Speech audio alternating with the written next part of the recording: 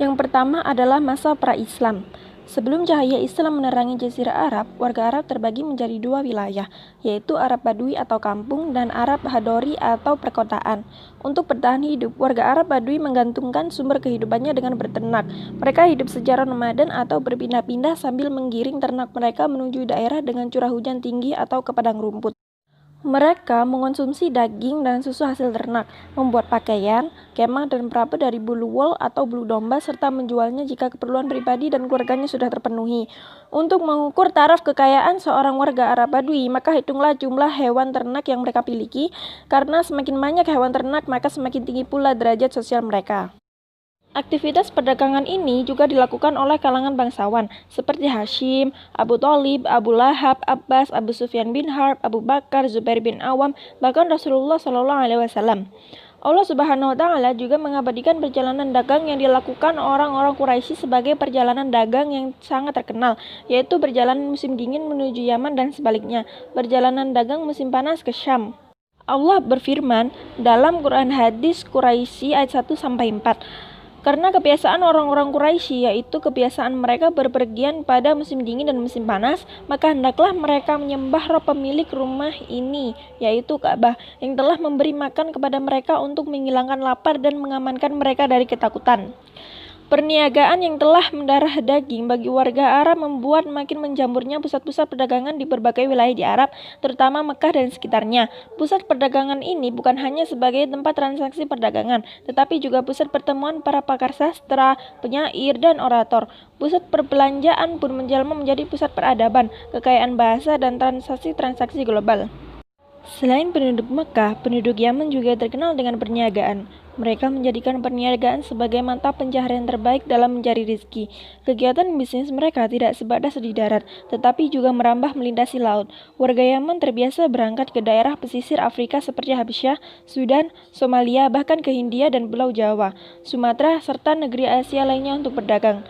Setelah cahaya Islam menyinari Arab, pedagang yang telah melakukan perjalanan panjang ke berbagai negara tersebut bukan hanya menjajakan dagangan mereka, tetapi juga menyiarkan agama yang dibawa Rasulullah SAW.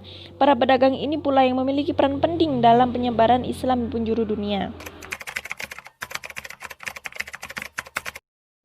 Islam masuk ke Indonesia pertama kali, kita tahu bersama bahwa jalur perdaganganlah yang digunakan sebagai jalur masuknya para pedagang muslim dari Gujarat, Persia, Yaman, Cina, dan beberapa negara lainnya. Kearifan akhlak dan santunnya tata dagang dan penyelesaian akad yang dilakukan para pedagang muslim memberikan referensi tersendiri bagi masyarakat pesisir kala itu. Keterpikatan awal tersebut menghantarkan ketertarikan tersendiri bagi masyarakat untuk lebih dikenal dengan ajaran Islam. Masalah-masalah ekonomi sederhana yang terjadi di masyarakat pun secara alami memperoleh solusi bijak dari para pedagang muslim perantau maupun para ulama yang menyertainya. Perselisihan dagang, hak monopoli, kesantunan dagang, bagi waris, bahkan hingga masalah pembagian harta kala terjadi perceraian. Ketika para pedagang perantau ini mulai menetap dan membaur dengan warga, secara otomatis kajian ekonomi sederhana ini akan menjadi kajian umum dengan sendirinya. Masalah-masalah ekonomi dan pemecahannya pun semakin kompleks beriring dengan perkembangannya tata dan sistem masyarakat.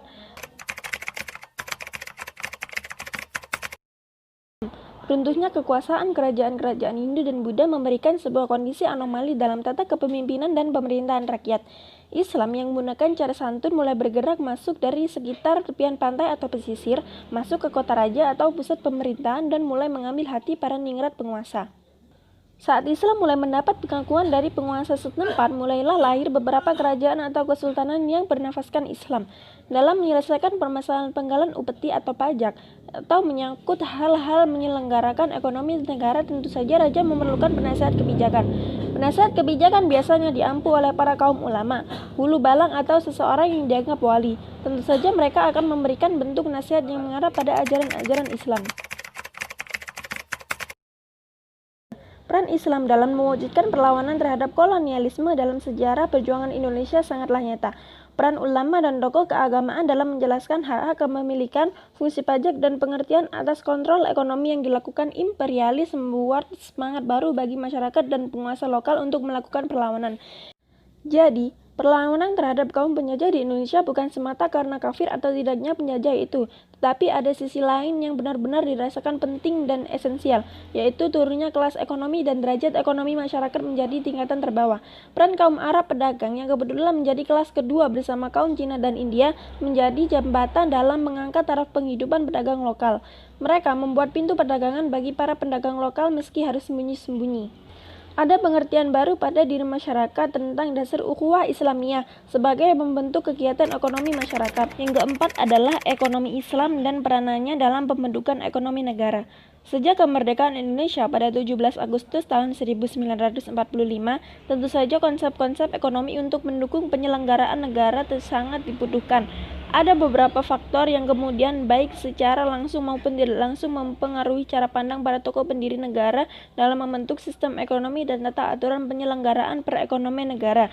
Salah satu tokoh pendiri negara adalah Muhammad Hatta. Berbeda dengan Weber, konsep koperasi yang ia bawakan begitu mengangkat unsur kemanusiaan dan hasrat hidup orang banyak. Kita semua tahu bahwa Hatta amat taat beragama, mempelajari ilmu agama, bahkan sempat menulis sebuah buku berjudul Nuzul Quran yang diterbitkan Angkasa tahun 1966.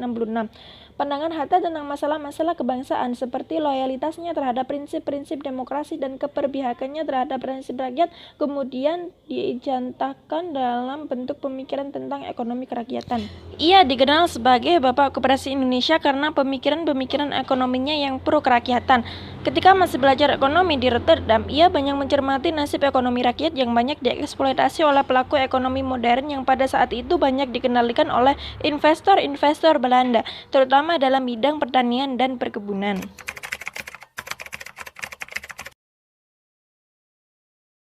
Sesuai dengan perkembangan ekonomi global dan semakin meningkatnya minat masyarakat dengan ekonomi perbankan secara Islami, ekonomi Islam mendapat tantangan yang sangat besar pula. Setidaknya ada 3 tantangan yang harus dihadapi, yaitu: pertama, ujian atas kredibilitas sistem ekonomi dan keuangannya. Kedua, bagaimana sistem ekonomi Islam dapat meningkatkan dan menjamin atas kelangsungan hidup dan kesejahteraan seluruh umat, dapat menghapuskan kemiskinan dan pengangguran di Indonesia ini yang semakin marak, serta dapat memajukan ekonomi dalam negeri yang masih terpuruk dan dinilai rendah oleh negara lain.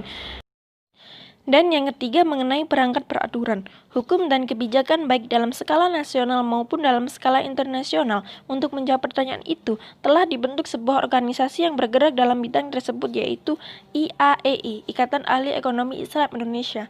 Organisasi tersebut dimaksudkan untuk membangun jaringan kerjasama dalam mengembangkan ekonomi Islam di Indonesia baik secara akademis maupun secara praktek. Harus diakui bahwa perkembangan ekonomi Islam merupakan bagian penting dari pembangunan ekonomi bangsa Indonesia dan juga mayoritas Muslim. Bukan hanya sebuah gerakan bagaimana penilaian dan pemikiran oleh sebagian orang yang sama sekali tidak paham tentang karakteristik ekonomi syariah. Ekonomi Islam memiliki sejarah dan perkembangannya sendiri dalam mewarnai khasanah kehidupan masyarakat. Selain itu, potensi dasar penerimaan masyarakat Indonesia akan muatan ajaran-ajaran ekonomi Islam membuat sangat besar harapan akan terwujudnya suatu tata ekonomi syar'i yang mampu meningkatkan taraf hidup dan sistem bentukan ekonomi masyarakat. Sistem ekonomi dan keuangan syariah sebagai sistem yang syarat dengan nilai sekaligus merupakan petunjuk dari Sang Pencipta, diyakini mampu mewujudkan kegiatan ekonomi yang produktif dalam kerangka keadilan. Untuk itu, masyarakat perlu diberi pemahaman yang benar tentang ekonomi dan keuangan syariah, di antaranya melalui pengadaan bantuan pendidikan ekonomi syariah untuk mahasiswa terkena dampak ekonomi dari wabah COVID-19 ini.